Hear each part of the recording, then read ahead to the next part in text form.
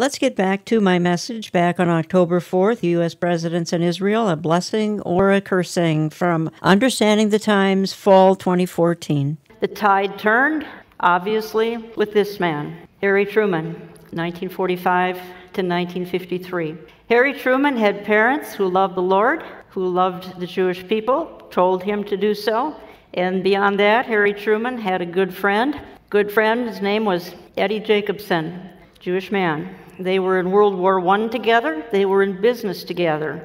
Anything Eddie Jacobson said to Harry Truman on his shoulder, he listened.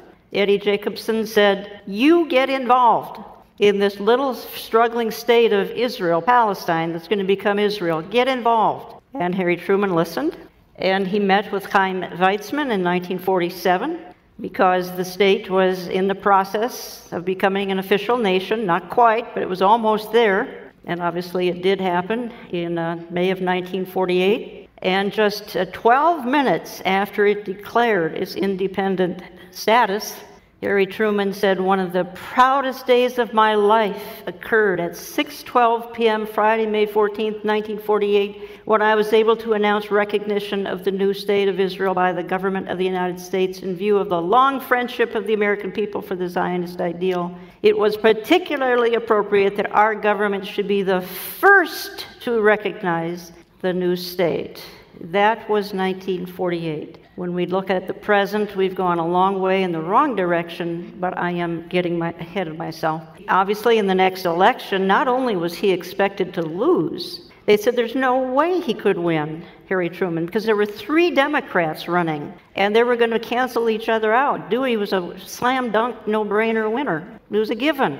Well, God had other thoughts. Did he honor Harry Truman for his strong stand for Israel? I don't know. It's possible. I would say that's even likely. And Harry Truman's burden would be the Jewish refugees in the displaced persons camps in Europe, by the way, which is where Anita Dittman was. And she was able to get into America thanks to Mr. Truman, because he sent a rep to those displaced persons camps, and he was just appalled at what he learned. And so he allowed 80,000 Jewish refugees to get into America in the mid and late 1940s. A great friend of Israel, however, when that War of Independence came along in 1948, remember, Israel was a nation, and within hours, these Arab armies descended on her to annihilate her because this cancer had moved into their territory. Truman and the State Department wanted no involvement whatsoever. They would not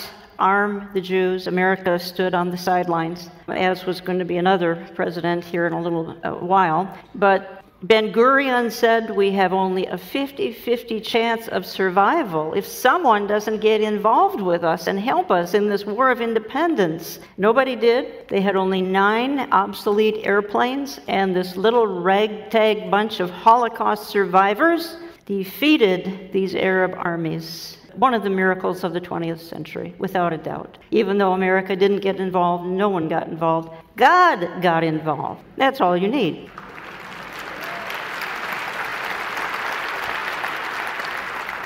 This is perhaps the mystery of all presidents, and Dwight Eisenhower liberated the camps. He was horrified at what he and his troops came across. He said to the troops, "Take pictures. No one will believe us if you don't take pictures." And so they took pictures, and it was quite a sight.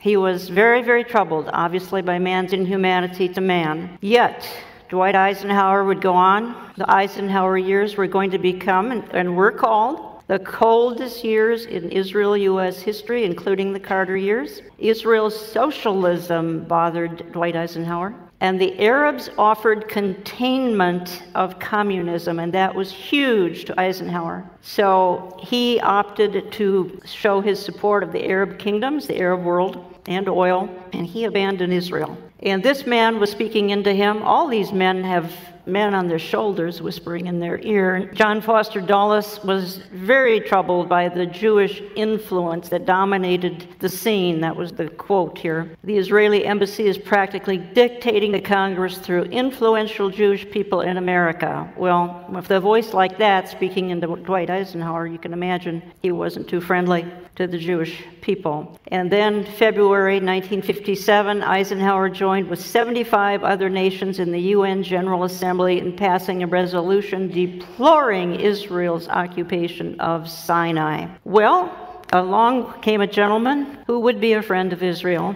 John Kennedy, 1961 to 63, but he had one huge hurdle to overcome, namely his father, who was a well-known anti-Semitic fellow.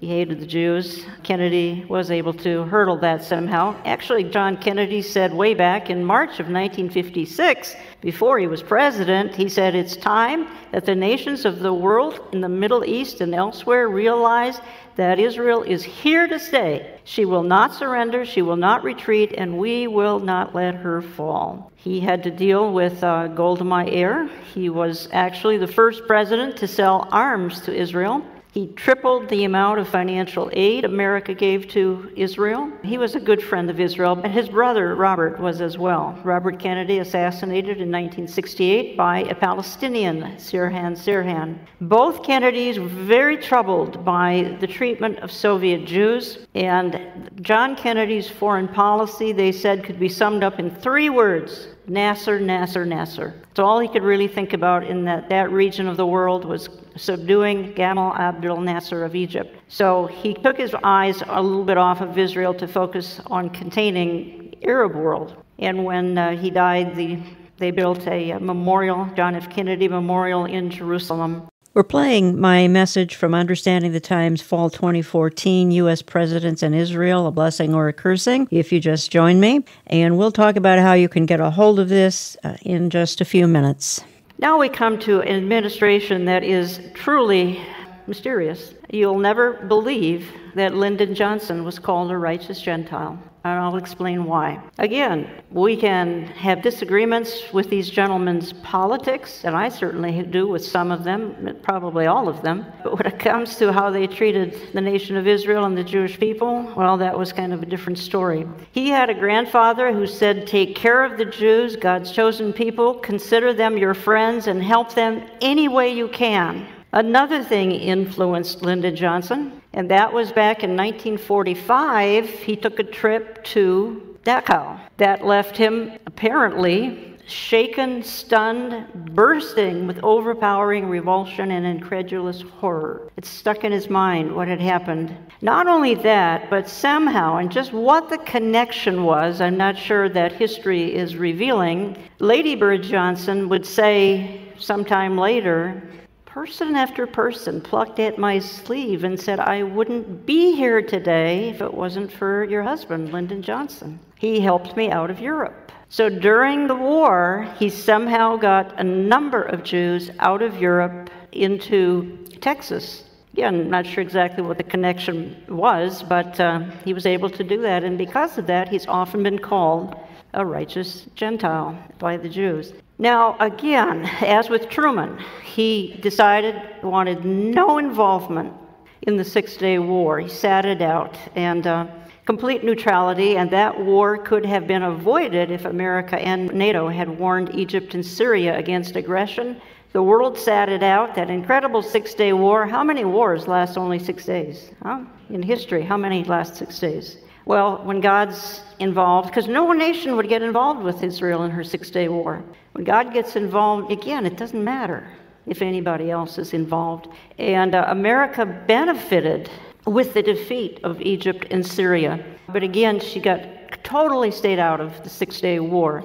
And then Lyndon Johnson, after the Six-Day War, told Israel to keep all the territory it had won in the Six-Day War.